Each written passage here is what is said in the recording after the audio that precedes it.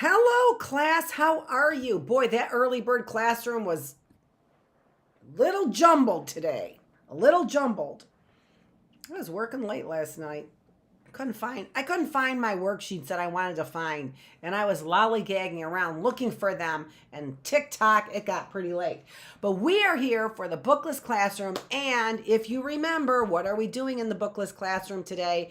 We are not blends. We are talking about the Oregon Trail today. So, yesterday we talked a lot about what I was leading up to for today's reading, right? So, we talked a lot about settling the rest of the West, is what we talked about. Hope that back the hair look probably didn't. So we talked about settling the rest of the West. And then I talked a little bit about this book, The Trail of Tears, which would be a story that you would probably want to read.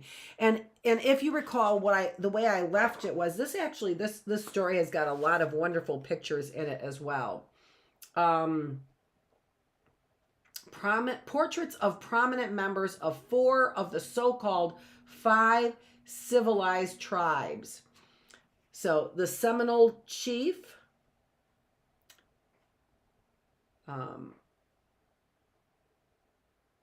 Creek Chief, Cherokee Leader, and Choctaw Chief. So that's kind of interesting there. So different types of Indian tribes. And it's a very sad story. And as we talked a lot about, there are, look at this, Cherokee alphabet. So they had the alphabet. Cherokee Phoenix, so they had a newspaper. Unless you can speak their language and read and write as they do, they will be able to cheat you and trample on your rights.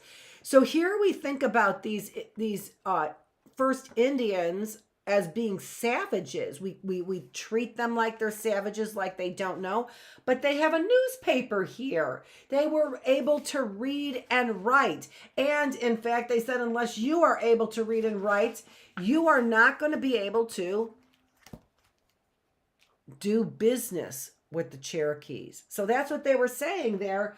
So really this idea, sorry, one more.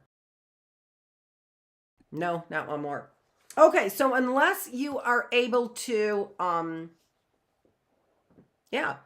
read and write, you could not do business with the Cherokees. And here we are saying that, no, we are more evolved. So this whole idea about evolving, where people from other older cultures were not as evolved as we are, they don't know as much, just simply is not true, right? So always when we're talking about exploring, remember, that's what we are talking about, exploring. How would you explore a new world? In this Bookless classroom, we're talking about how would you explore a new world? Would you listen to what the people said, learn their language, read their newspapers and their books and other things?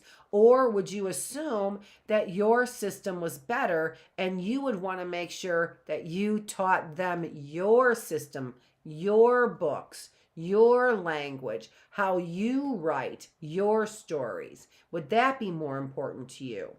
Right? And the interesting thing about people is this, is that we do want other people to know about us. We do. We want other people to know if we've written something, or if we have a really good idea, or if we are really skilled at cooking, right? And we have a recipe for a great meal. We like to share that information with other people. At least most normal people do. We like to share. We really do. And we all benefit when we share that kind of information.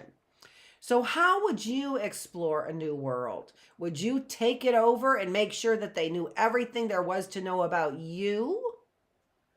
Or would you also want to learn something about that new world and their reading and their writing and their stories and their children and how they play and what do they like to do when they work? Would you want to know all of those things? Okay? Trail of Tears says, for some people, we didn't. We didn't want to know those things. And by the way, get over there, right? We did. We did. So always good things. Remember, we do investigations. We do deep dives. We don't do rabbit trails. Rabbit trails mean that we take every piece of information in, and some pieces of information are better than others, right? When we read a book, though, we do take all the information in a book, though, right? Okay. So this is our discovery. This is our investigation, is what we're doing. This is our deep dive.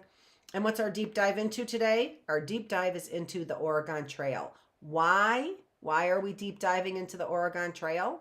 Because we have swept and settled from the east to the west. Lewis and Clark expedition took us to the Pacific Ocean for the very first time. And if you remember,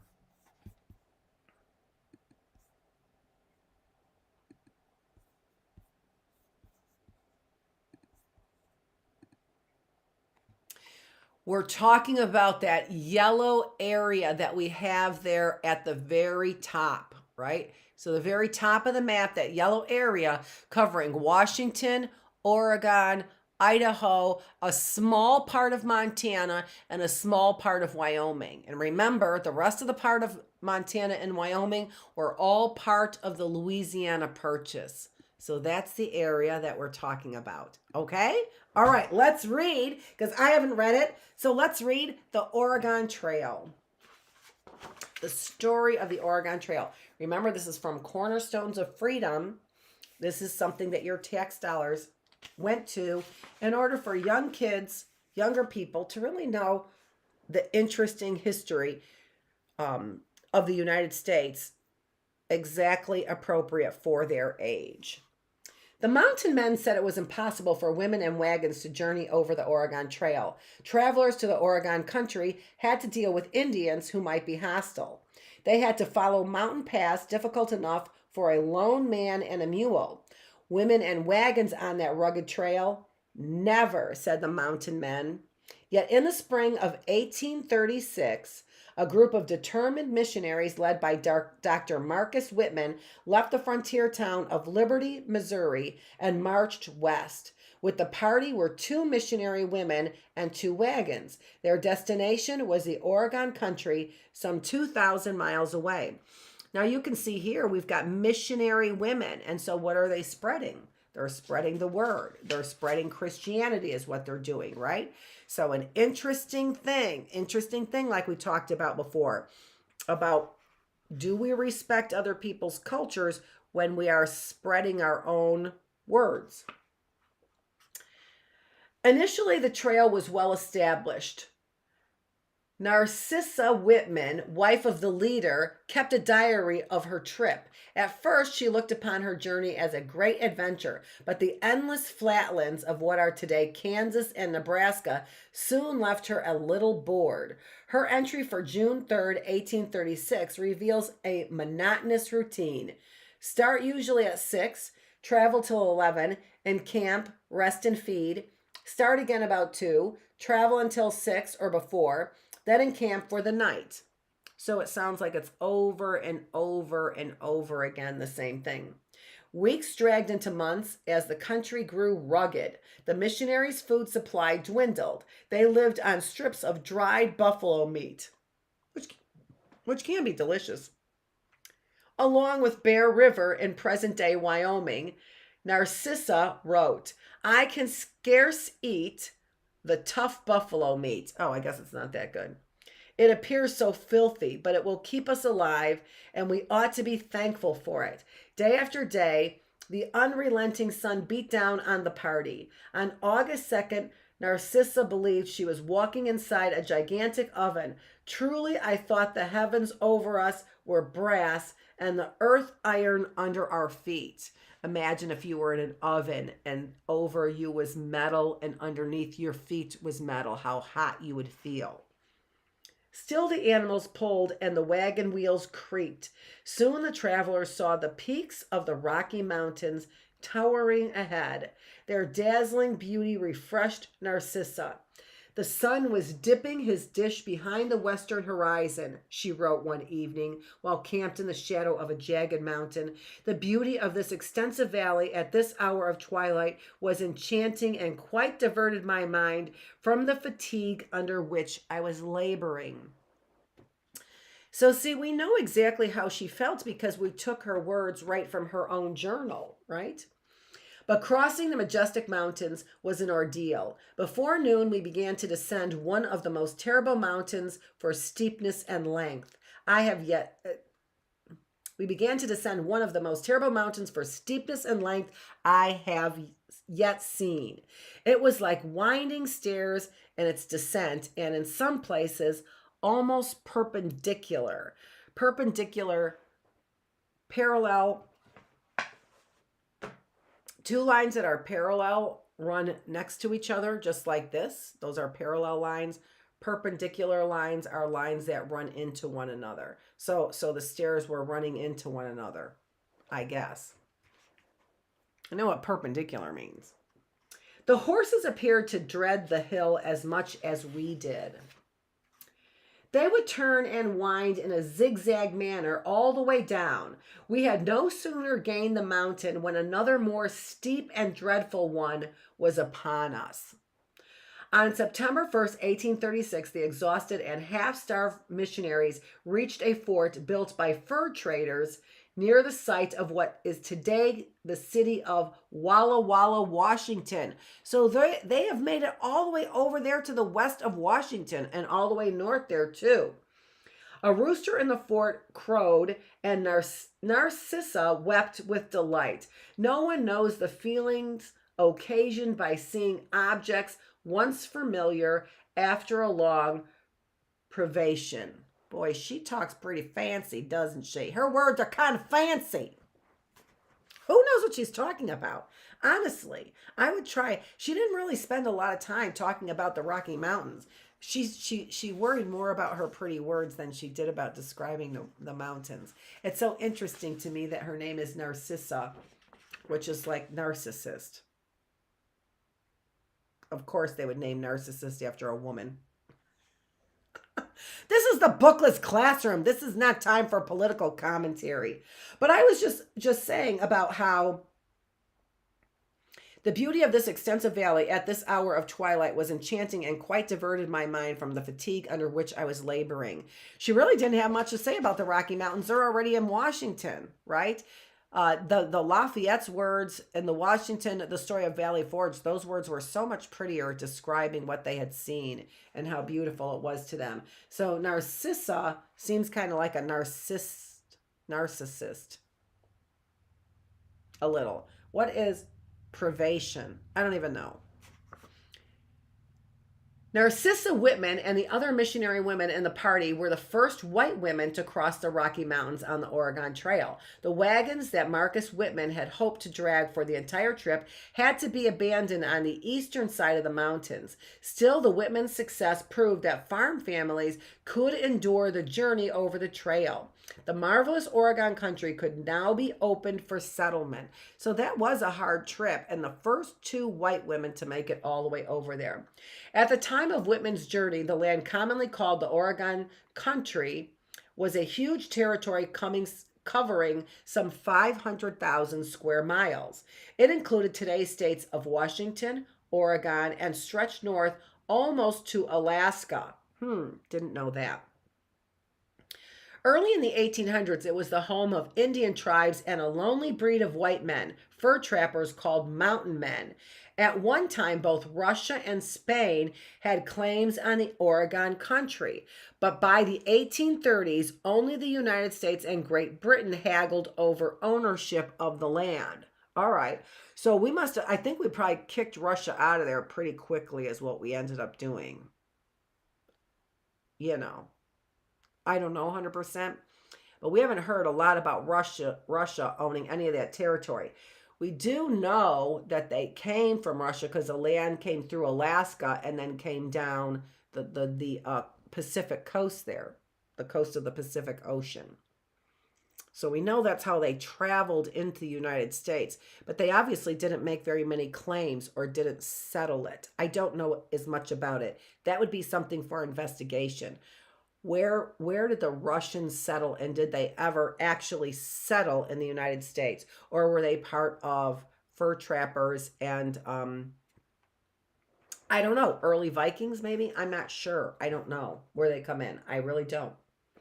Much of the Oregon Trail was ideal for farming, but farming was a family affair, and the trip to Oregon was considered too hazardous for families. The only overland route to the area was the long, treacherous Oregon Trail.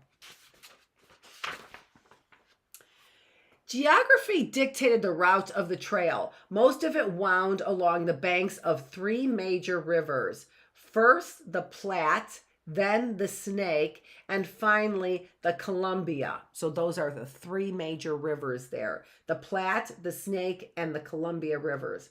The Oregon Trail existed long before explorers from Europe and America ventured into the Pacific Northwest. For hundreds of years, Indians had worn footpaths between mountains and along rivers. Later, travelers on the 2,000-mile route of the trail simply connected the hundreds of different Indian footpaths. So what trail did they take? The one that was easiest. What was the one that was easiest? Was the one that Indians had already walked down, trekked down, made a path down. The first whites to travel parts of the trail were explorers Meriwether Lewis and William Clark. Lewis and Clark expedition. We already read that. Lewis and Clark determined the immediate future of the Oregon country when they wrote that the rivers and streams there teemed with beaver, otter, and other fur-bearing animals. Trappers and fur traders followed almost on the heels of Lewis and Clark. Many of the trappers journeyed to the Northwest via the Oregon Trail, but some reached the country by ship. In 1811, a fortune-seeking American named John Jacob Astor sailed into Oregon and established a fur trading outpost at the mouth of the Columbia River. He named the outpost Astoria. Later, the town of Astoria was considered the end of the Oregon Trail. Okay. During the 1820s and 30s, the Oregon Trail was a major highway for the mountain men. They were a colorful lot. Their lives were filled with danger and contrast.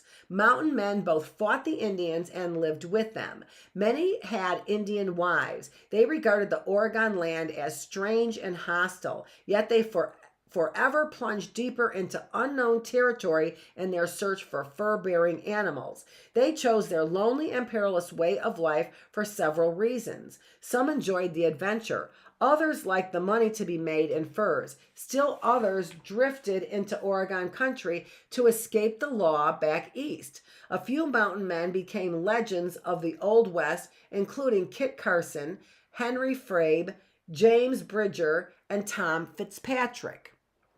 Missionaries began entering the Oregon country in the 1830s. The mountain men considered them to be crazy do-gooders, but for a fee, the mountain men led the missionaries to remote Indian villages. The missionaries noted the fertile land and gentle climate of the Pacific Northwest. In letters home, they claimed that farms and ranches would thrive in the region.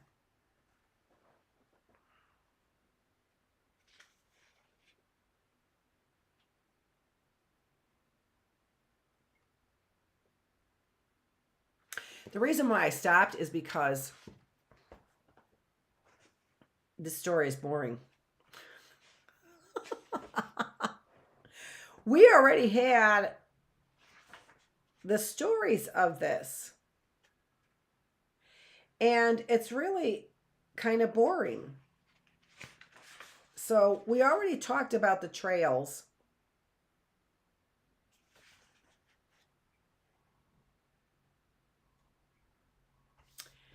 And it sounds a lot less interesting than the Lewis and Clark expedition. So, in the way that I prepare for these classes, we're dumping this book. Yeah. Narcissa, I'm sorry. You need to have a little bit more interest and write a little bit more interesting things. But we've already heard about that. And also the story of Valley Forge. So instead, what I'm going to do is I'm going to grab this Trail of Tears. And this is the one we're going to go to now. We have time. We have enough time. We're going to go to this. We're going to see how far we get. I thought this one would be too sad, is what I thought. But the other one is too boring. So we're going to go with sad. Campfires flickered and elderly chiefs of various tribes sat cross-legged, waiting to hear a speech from the famous Shawnee leader Tecumseh. Pretty sure that Tecumseh. He had called a council to discuss the survival of the Indian people. Where today are the Pequot, another Indian tribe. I'm not sure if I'm saying that right. Tecumseh asked, where are the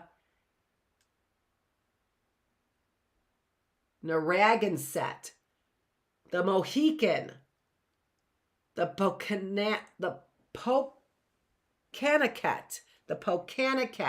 and many other once powerful tribes of our people?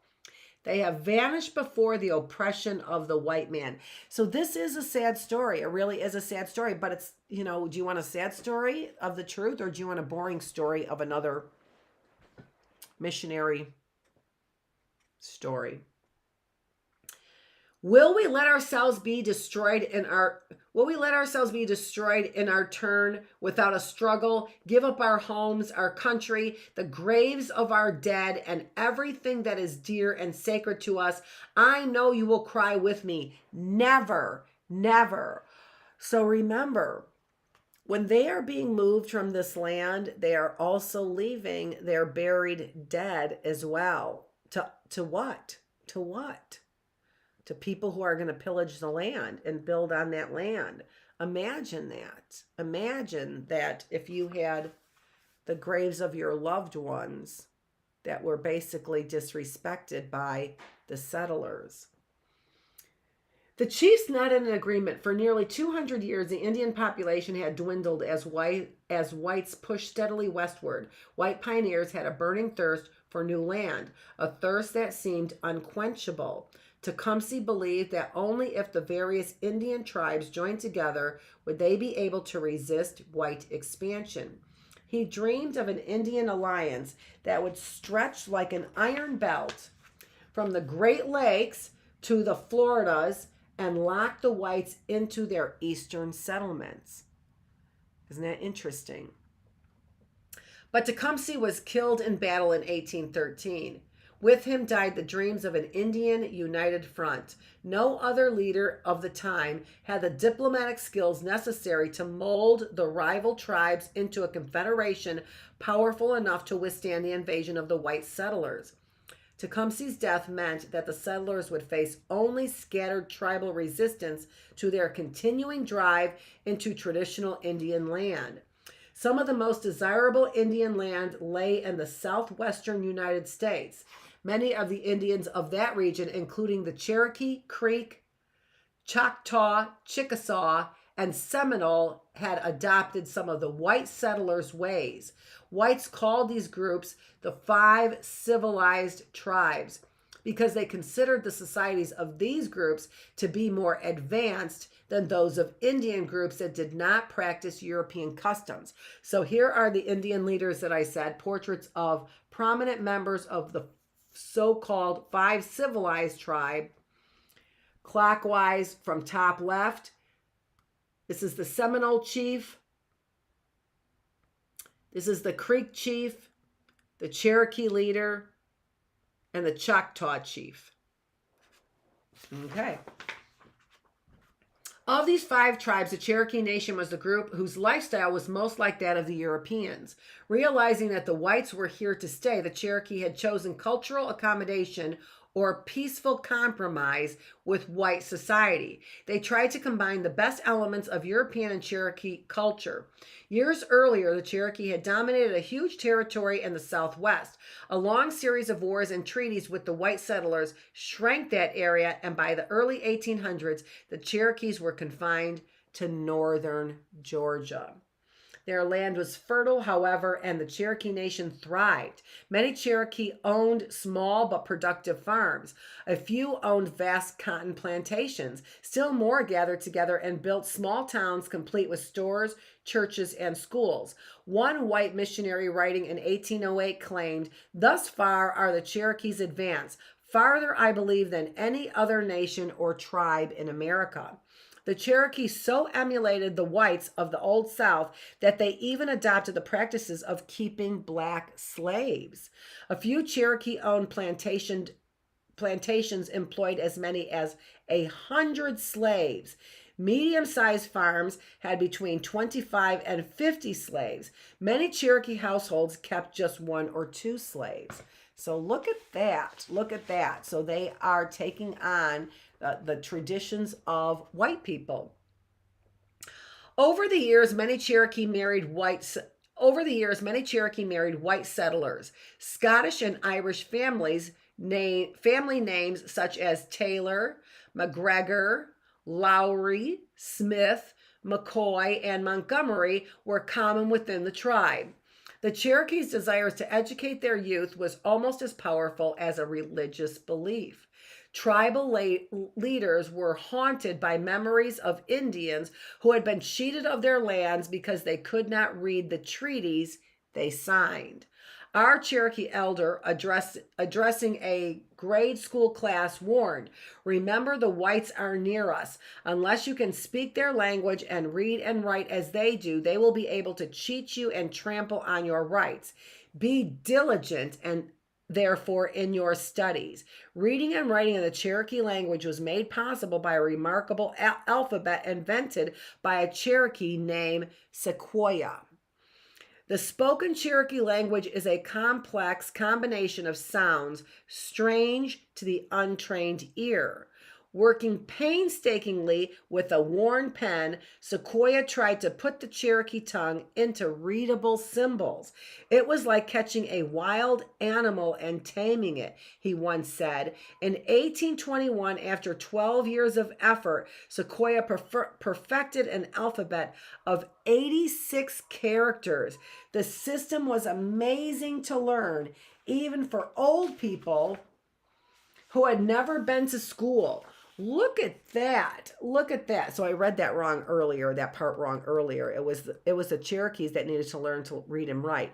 So they had a language, but they didn't have an alphabet. So they weren't able to write their language. So what did they do? It sounds like what they did was they sounded their words out so that they ended up with 86 letters for all of their different sounds that they have.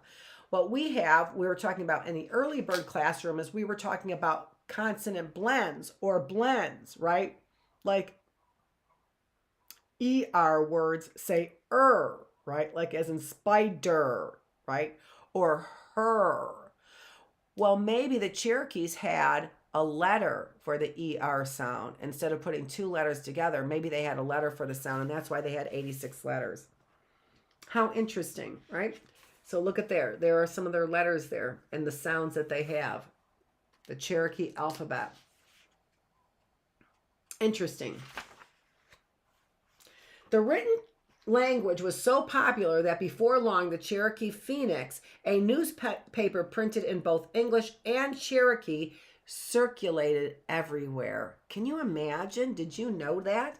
Can you imagine getting your hands on a paper that had both English, so the Phoenix, getting your hand on a Cherokee Phoenix, an old copy of that had Cherokee along with English printing in there? Can you even imagine if you could find a copy? The Cherokee government was modeled after the federal government of the United States. It operated under written laws and the people elected representatives. When dealing with Washington, the government emphasized friendliness and cooperation. The Cherokee refused to join the anti-Washington alliance proposed by the Shawnee leader Tecumseh. The Cherokee even chose to fight alongside white soldiers against the Creek Indian neighbors. During the Creek War of 1812-13, many Cherokee met an ambitious American general named Andrew Jackson. He would later play a crucial role in the fate of the Cherokee people. Certainly, the Cherokee Nation disapproved the charge that Indians were savages unworthy of land ownership. White settlers often used the arguments as an excuse to seize Indian territory. Still, the Cherokee fell victim to one of the most shameful episodes of injustice ever committed by the American government of the United States, by the government of the United States. The Cherokee were stripped of the land they so cherished and forced to take a tragic journey that later became known as the Trail of Tears. This is a Cherokee Supreme Court building in New Ekata. And this is the Cherokee Phoenix was printed in this building in New Ekata, Georgia. New Ekata was the Cherokee capital from 1825 to 1838. In 1828, two events shaped the destiny, and this is the one that I read yesterday for you. In 1828, two events shaped the destiny of the Cherokee Nation. First, Andrew Jackson was elected President of the United States. Jackson was known as a champion of the common man, but he was first and last a backwoodsman who boasted that he had been born in a log cabin. Like many pioneers, Jackson carried with him a deeply ingrained hostility towards Indians. He could be kind to individual Indians, but as a group, he considered them inferior to and less civilized than whites. So he was very wrong about that. And we can see that because of his leadership, we ended up losing an entire culture. So people have to take responsibility for that. We do have to know this, and people have to take responsibility for it. We say that history has no judgment, right? We say that it has no judgment, but responsibility can be an acknowledgement that that was an awful thing to do. It's also an acknowledgement that maybe today we have remnants of those same thoughts that need to be, thought about, examined, introspected, learned about, and understood, right? What are our attitudes towards people who aren't like us? This is a way better story, I think. And that also goes to show you, what do you want your stories to be about? Do you want your stories to be all vanilla-y, right? Like, so that they don't have any flavor to them. They don't have any spice, because the truth has kind of a lot of spice in it. It does. Okay. Second, gold was discovered in the Dahlonega,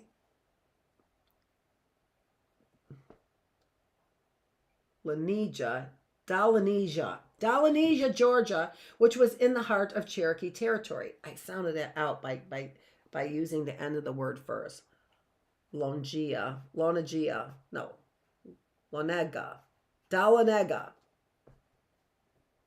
I don't know if I sounded that out very well.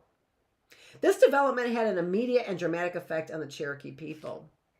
Gold fever swept through the South. Miners, hungry for a quick fortune, invaded the Cherokee Nation. Many of the miners stole Indian cattle and attacked Indian women. Neighboring whites who coveted Cherokee land encouraged the miners. Hoping to harass the Indians into giving up their territory, the whites organized groups called pony clubs. They were gangs of rowdies who rode into Cherokee country to start fires and plunder homes. Plunder homes would be to knock down stuff, make a mess of the home, right? Many young Cherokee wanted to fight the white invaders, but the older men knew that any act of violence on the part of the Indians would give the state government and President Jackson the excuse they needed to send soldiers marching onto their land. Writing the Cherokee Phoenix, one leader said, "It has been the desire of our enemies that the Cherokees may be urged to some desperate act.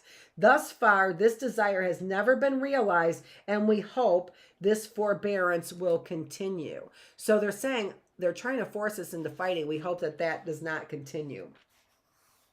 President-elect Andrew Jackson on his way to Washington, D.C. So there he is, a picture of him.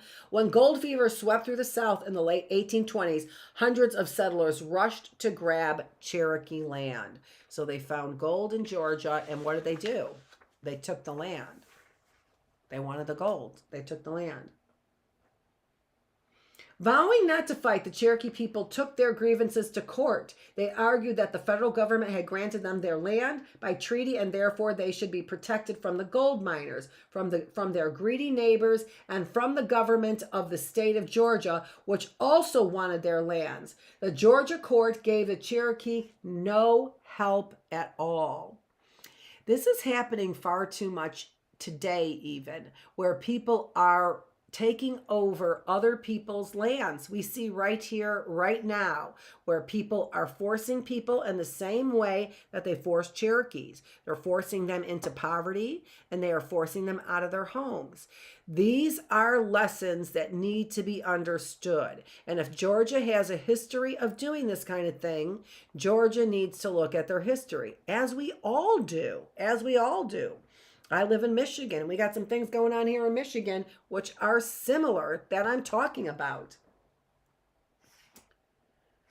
Governor George Gilmer summed up his feelings about land treaties with the Indians in this statement. Treaties were the expedients by which ignorant, intractable, and savage people were induced without bloodshed to yield up what civilized peoples had a right to possess. I'm going to reread that.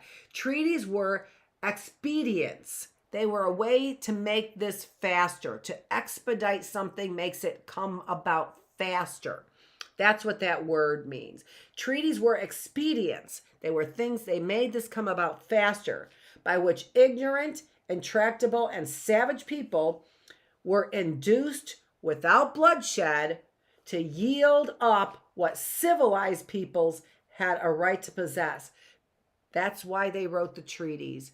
They wrote the treaties so that ignorant people they thought were ignorant would give up their land without bloodshed. Eventually, a Cherokee lawsuit reached the United States Supreme Court, the highest court in the land.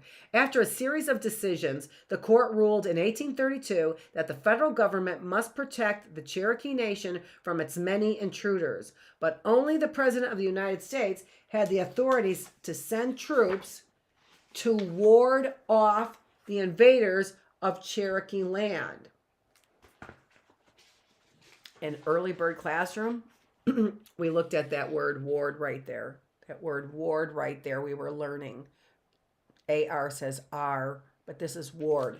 So, but only the President of the United States had the authority to send troops to ward off invaders, to keep them away. So the President had the authority to send in military, the army, so that the Cherokee nations could keep their land. So the federal government is telling the state government that you cannot take this Cherokee land. The state government is basically saying, what are you going to do about it? Georgia. So they're saying we have these treaties. The Supreme Court said that that the federal government must protect the Cherokee Nation from these invaders. But the only way to protect them would be, for the federal government to actually protect them, would be to send in military troops. And this is sending in military troops, then what? Against our own people. For what purpose? For the Indians. Do you think that's going to happen?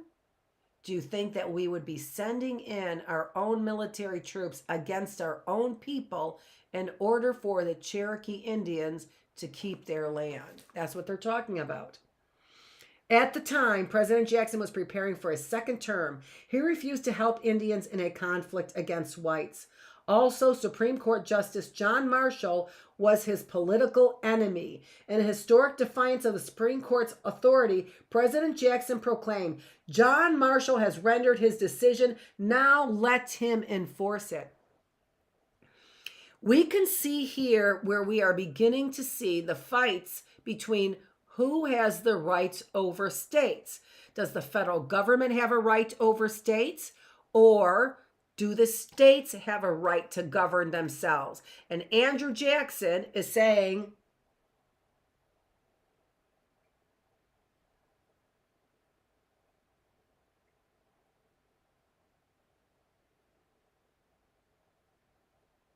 John Marshall is from the Supreme Court.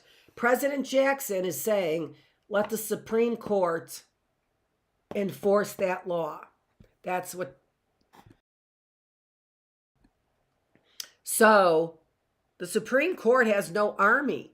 President Jackson has the army. So how is the Supreme Court going to enforce this law? And that is one of the issues with the Supreme Court. The Supreme Court can recommend things, but it doesn't make it a law. Okay? Moreover, President Jackson considered even harsher methods of dealing with Indians. For almost 3 decades, government leaders had discussed a plan called Indian removal.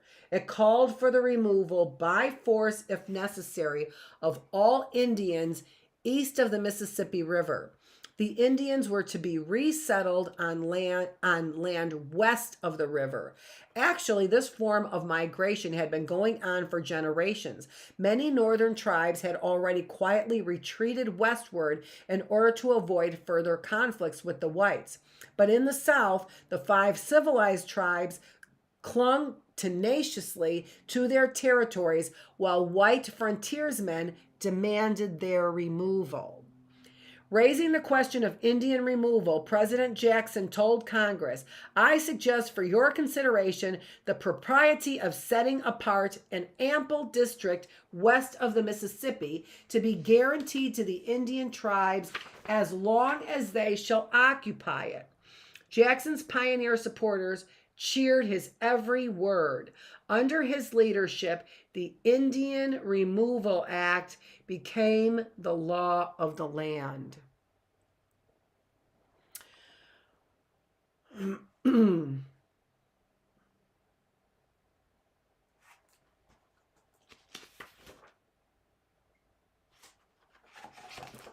Okay, what I'm going to do is I'm going to stop there. I know we've got 15 minutes to go, but I need a half an hour in between classes. And right now, today I do, just because I switched books. I got started late for the first class and ran a little bit long. And so I need 15 minutes in between classes.